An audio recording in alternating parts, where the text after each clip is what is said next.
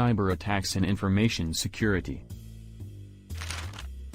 Currently, with the rise of COVID-19 and the rise of people staying at home and getting bored, a lot of people rely on their internet, and the ones who got bored actually got the spare time of thinking that they should learn hacking.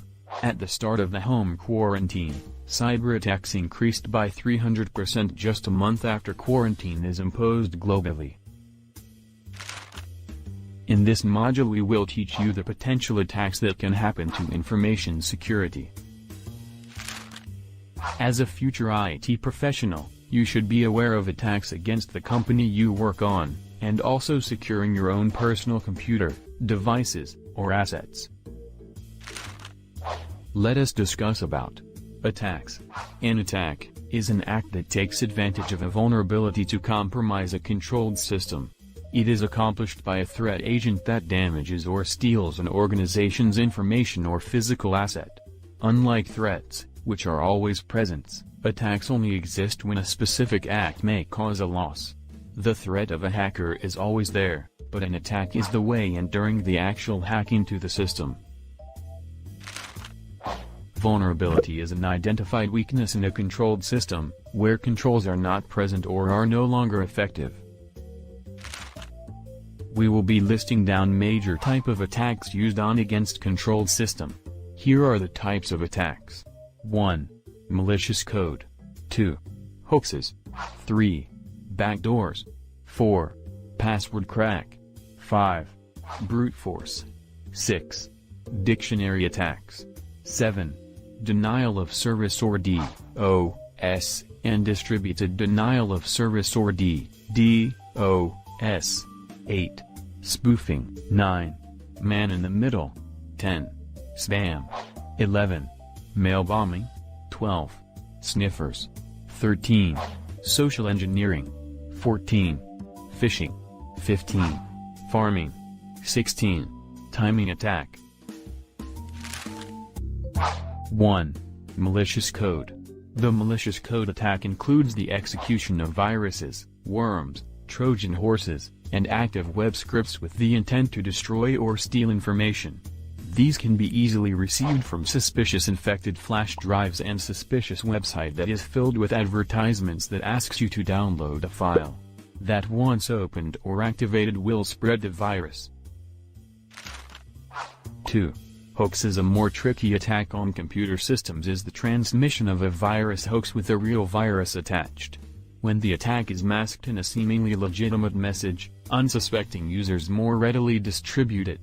These can be easily found on websites that saying your computer is infected with a virus, please scan now and remove the virus, but in actuality it will be putting a virus instead. 3. Backdoors. An attacker can gain access to a system or network resource through a backdoor. Sometimes these entries are left behind by system designers or maintenance staff, and thus are called trapdoors. 4. Password crack. It is attempting to reverse calculate a password is often called cracking. It is used when a copy of the security account manager data file, which contains encrypted passwords of users, can be obtained. 5. Brute force. The application of computing and network resources to try every possible password combination is called a brute force attack. Since the brute force attack is often used to obtain passwords to commonly used accounts, it is sometimes called a password attack. This is the reason companies and even websites remind you to regularly change your passwords. These can be prevented by applying a 3-try rule in accessing the account. If the account has been attempted to be accessed more than 3 times, the system will stop allowing trying to access the account. 6. Dictionary attacks. This is a variation of a brute force attack which narrows the field by selecting specific target accounts and using a list of commonly used passwords. It is usually a pre-made dictionary, or the actual dictionary. These can be prevented by disallowing using of words from the dictionary. 7. Denial of service or DOS, and distributed denial of service DDoS.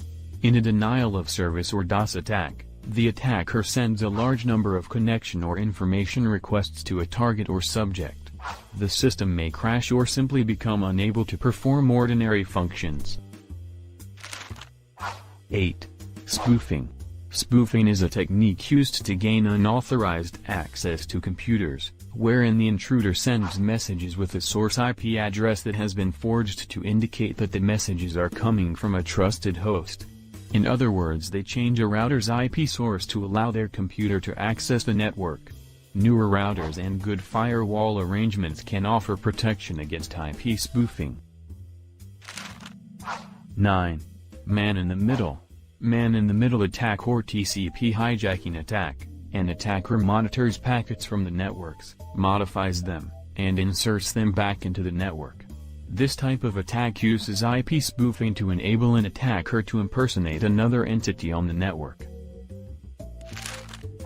10. Spam. Spam is unsolicited commercial email. Mostly spam only irritates the attacked user or system.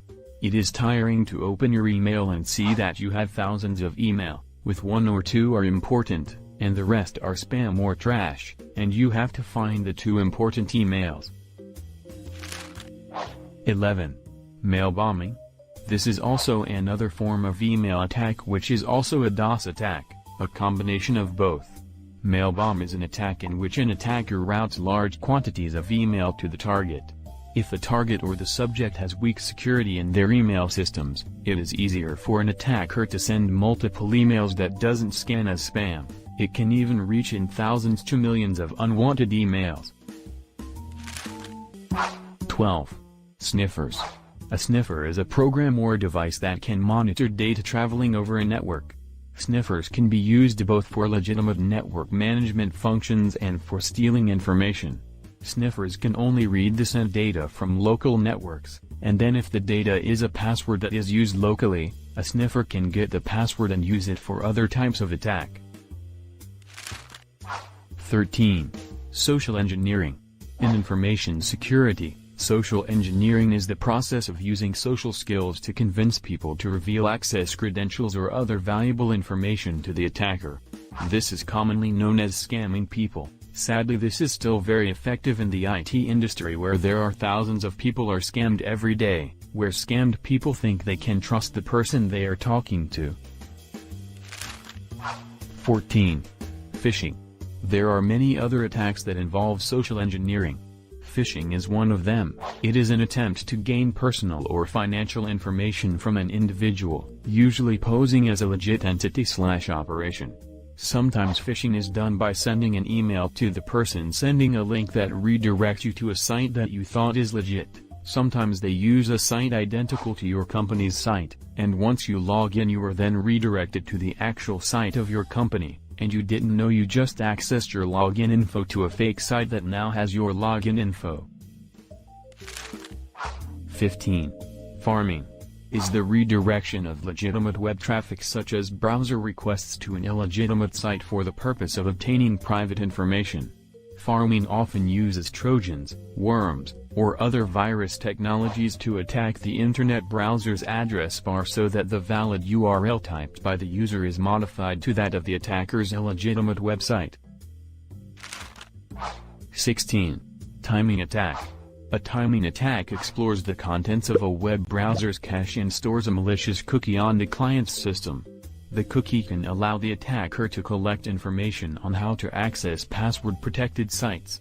In other words, an attacker attaches a code to a cookie that you gained from a legitimate website, and then that code's purpose is to send the login info to the attacker. The best way to reduce these attacks from happening is to continuously train or inform yourself and company's employees. Thanks for watching.